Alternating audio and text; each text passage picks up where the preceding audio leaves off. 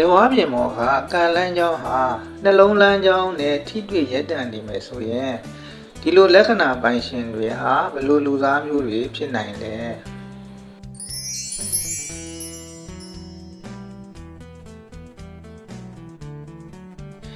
အထူးအချက်ကတော့သူတို့ရဲ့အခြေရေးဆိုင်ရာခံစားချက်တွေနဲ့ဆုံးဖြတ်ချက်တွေဟာသူတို့ရဲ့အလုပ်ကိုင်နဲ့စီးပွားရေးအပေါ်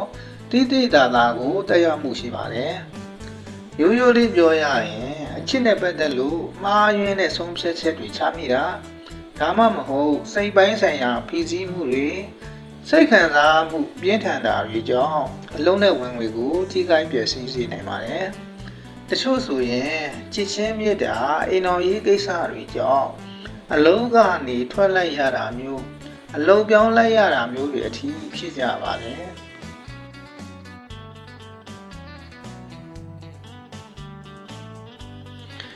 နောက်တစ်ချက်ကတော့လက္ခဏာရှင်ဟာ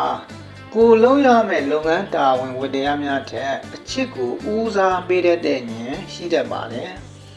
နှလုံးသားကခိုင်းတာကိုပူနာထောင်တဲ့အတွက်တာဝန်ပြက်ကွက်တာ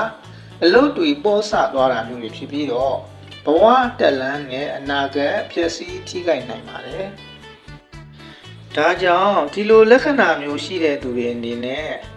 ကိုယ့်ရဲ့စိတ်ခံစားမှုတွေကိုထိန်းချုပ်ပြီးအရေးကြီးတဲ့အလုပ်အကိုင်နဲ့စီးပွားရေးဆုံးဖြတ်ချက်တွေချတဲ့အခါခံစားချက်တက်တက်ကိုဦးစားမပေးဖို့အထူးဂရုစိုက်သင့်ပါတယ်